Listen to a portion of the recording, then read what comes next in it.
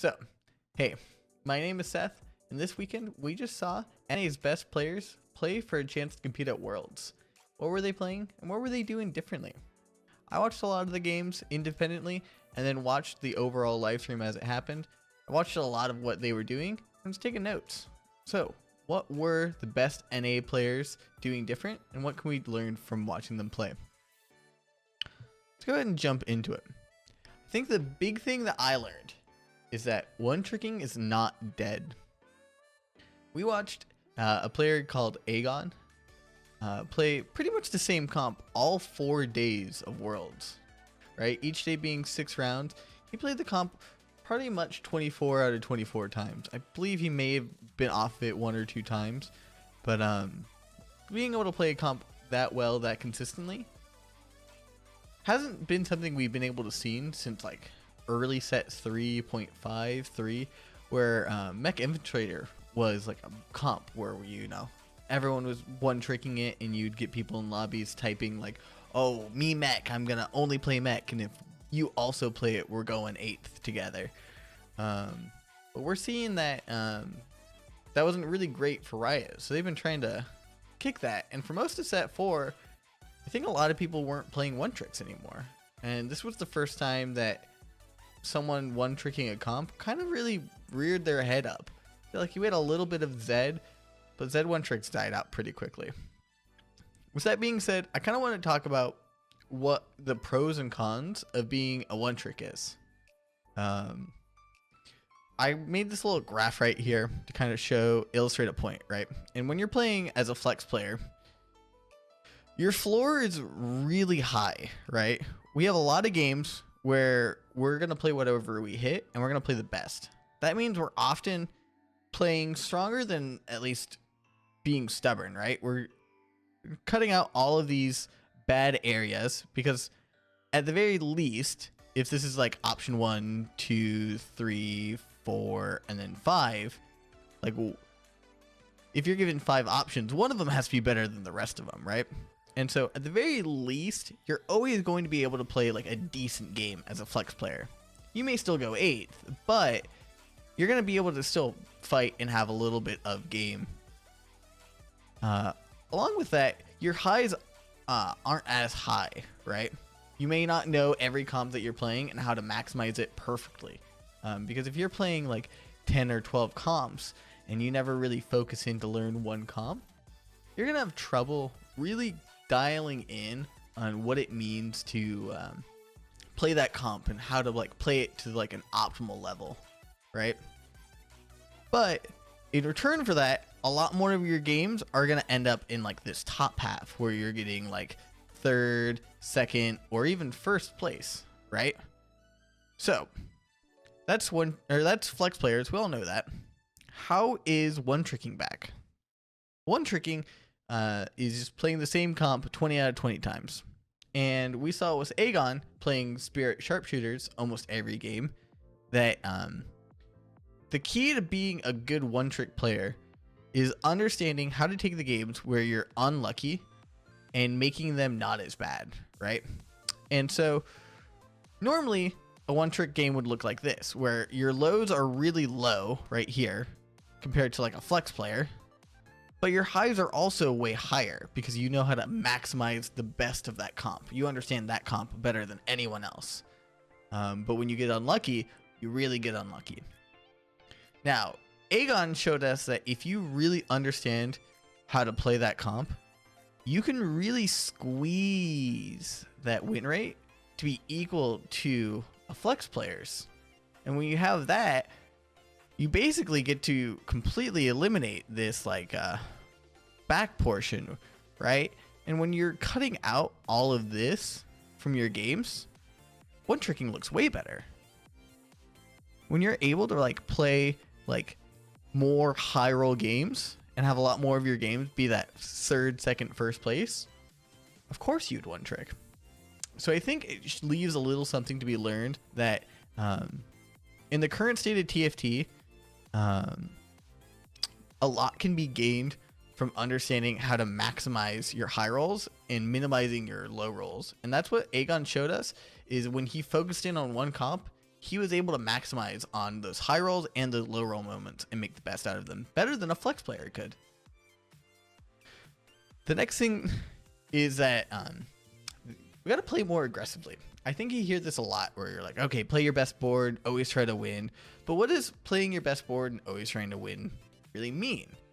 I saw a lot of top level players breaking econ constantly. And I think that's something that, like, when you first start playing, they tell you, hey, always want to make sure that you are, you always have 50 gold. And then you can start spending gold after that because you get your 5 econ bonus. And then after you get like a little bit better and like a big level up moment from players is when they start, oh, it's okay if I go down to like 47 gold to buy this unit or to like level up, because that's going to be a big power spike.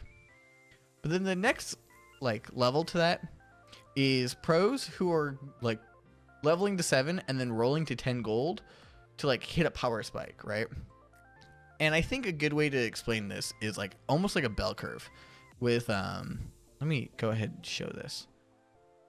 So if you could imagine like, we're going to do it like this, and we're going to have, like the number of gold you have, like how aggressively you roll, and then like how good you are, right? When you're new, you roll really aggressively because you don't really know that you shouldn't be rolling all the time. You don't know like, hey, I should save my gold and get that econ. And as you get better, you start rolling less and less because you know, hey, I want to save gold. I want to start econing. I want to start leveling, right? And good players, like gold players, end up here where they like almost never roll, right? I have this backwards. We're gonna. Ooh.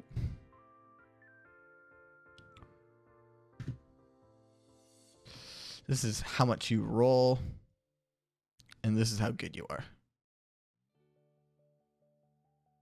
right? So gold players, again, they don't roll a lot, right? They roll very little because they're saving up to level up, and they only really roll on like key points, right? When they hit level 8 or like maybe level 7 if they're like really low health, right? Then as you start getting like a little better, right, into like diamond, you're more willing to roll, but like not a lot more, right? As a diamond player, like you're like, okay, yeah, I'll roll like a little bit here. I'll make like go to 40 and then like try to get a little stronger, or like I'll break 50 econ to like level up, but like not a lot, right? And then as you get to like high challenger, these guys are breaking econ all the time. They're like almost never at 50. Sometimes they're at 50 if they're like really high rolling a game, but they're fighting. They're really aggressive and they're just constantly spending their gold to like level up, roll down units.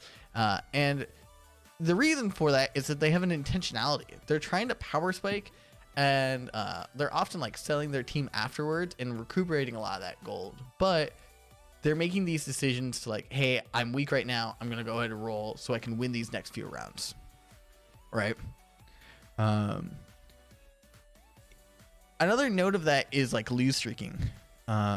These players often, you would think like, oh, like I've lost like the first 3 rounds. I might as well like lose the next 2 going into creep round so I can go ahead and like make econ and like keep that lose streak going on. I don't see top level challenger players lose streak past stage 2 intentionally. Right? If it's stage 4 and you're just got off a carousel, you got 2 more rounds till creep round, and you're on a 3 loss streak or a 5 loss streak, it's not uncommon for them to like just spend all of their gold to power spike at 4-5.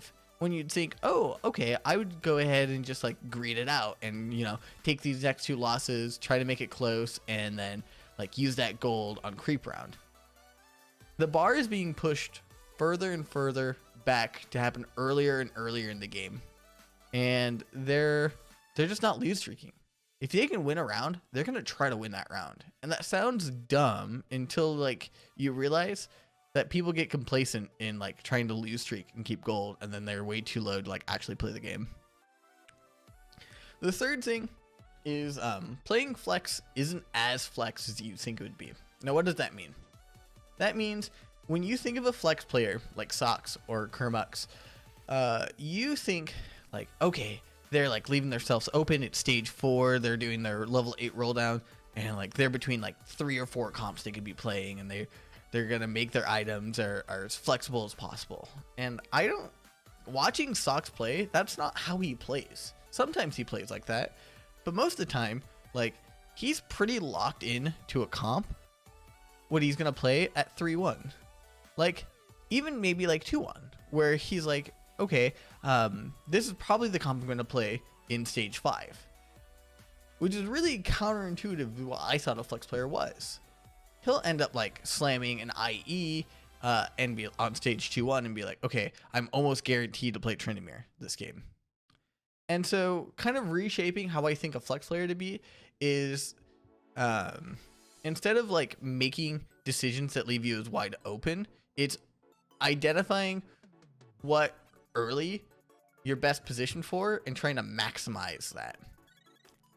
Because like there's tons of times in NA where Mismatch Socks was on like 2-1, he slams an item, and then like he builds around that item that he slammed, right? Whether it's like Last Whisper or it's like a Hand of Justice, he's kind of locked himself into like what comp he's going to be playing, especially like by stage 3-1 after his items from like Wolves.